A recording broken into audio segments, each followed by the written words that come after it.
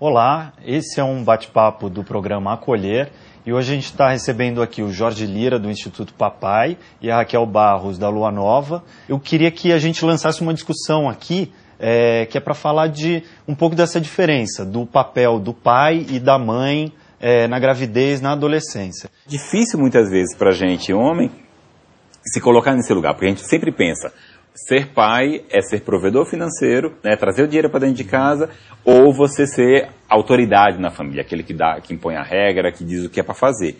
E para um adolescente, muitas vezes é difícil para ele, nem vai prover financeiramente, porque ainda está em transformação e tudo mais, e nem sabe exatamente, mas eu ainda estou querendo saber, querendo ter referências do que eu faço ou deixo de fazer. E ninguém chega para perguntar, como é que você está?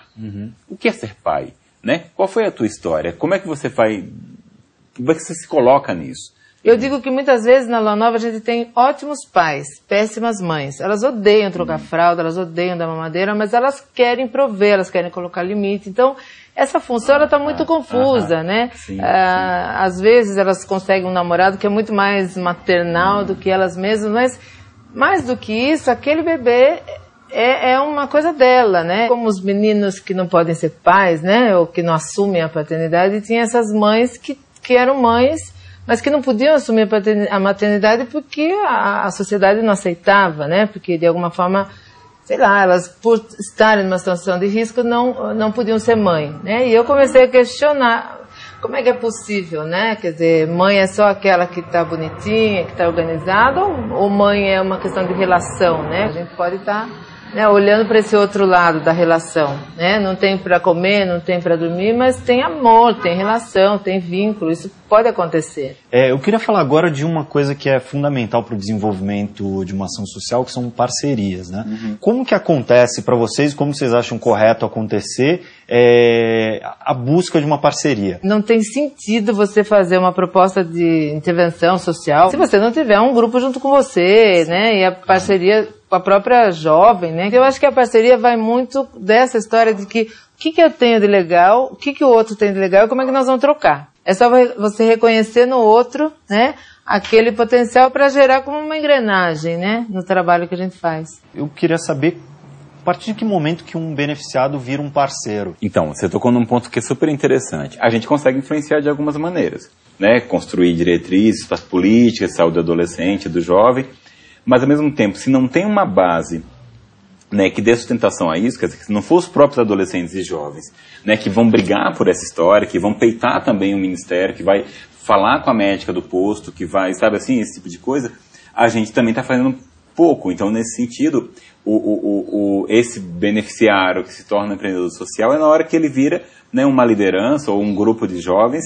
que vai peitar e vai ocupar a praça para poder fazer uma atividade, né, e vai trabalhar na causa e vai se sentir... não, isso tem a ver comigo. Os adolescentes e jovens têm esse potencial, né? Agora, em que medida eu, como adulto, né, como profissional, como vizinho ou vizinha, né, estou ou não enxergando esse adolescente com esse potencial? Uma coisa que vocês falaram ali no meio dessa última fala agora é a relação com o poder público, né? O terceiro setor cobre brechas que foram abertas pelo próprio poder público, mas conta bastante, no caso de vocês, tanto, né, com o poder público para conseguir se desenvolver, conta com o poder público como parceiro.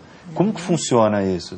Eu nunca me vi fazendo o que o poder público tinha que fazer. Eu sinto que, na verdade, eu parto mais da ideia de que eu fui olhando de uma outra maneira, né, o que outras pessoas fizeram. A ideia é, se fazendo do mesmo não está funcionando, vamos tentar fazer de modo diferente, vamos ver se esse modo diferente, né, de fazer resolve. Eu não gosto muito de reclamar, eu gosto mais de fazer. Então, onde é que está? Né, esse buraco está onde? Então vamos lá e vamos buscar o buraco. Então eu acho que o governo ele tem que ter esse papel não de vilão, mas ele tem que ter esse papel de um parceiro que em alguns momentos não está cumprindo aí, né, não está conseguindo, não está dando conta. Como que se mede o impacto de uma ação social como a de vocês, assim, nesse caso? Primeira coisa, o que a gente entende por impacto, né? O impacto ele pode ser um impacto em você, na sua sensação, um impacto na quantidade de coisa que você faz, ou no número de parceiros que você tem, né? Isso vai aumentando. Então,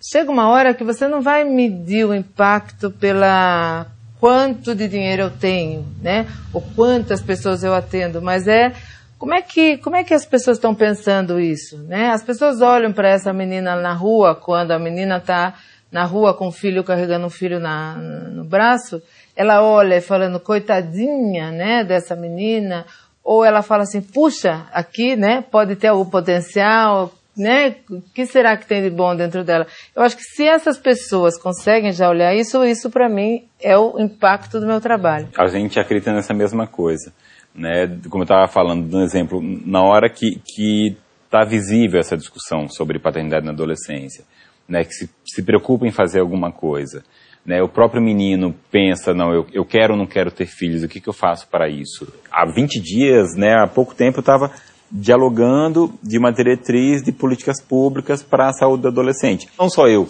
fui a Brasília conversar com o governo.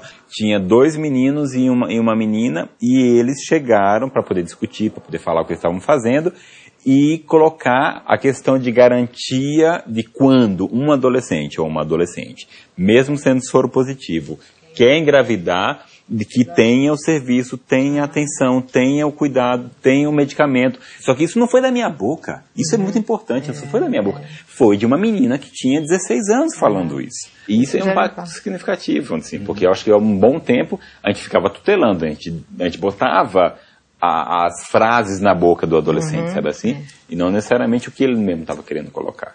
Então, gente, queria agradecer a presença de vocês. Foi ótimo o papo. Quem quiser conhecer mais o trabalho da Raquel e do Jorge, pode entrar no site deles. O site da Lua Nova é www.luanova.org.br e do Instituto Papai é www.papai.org.br. E continue acompanhando os conteúdos que a gente publica aqui no site do programa Acolher. Tem muita coisa que vai ter por aí ainda e vários vídeos, textos, blog. Então não perca o que vem pela frente. Obrigado e até a próxima.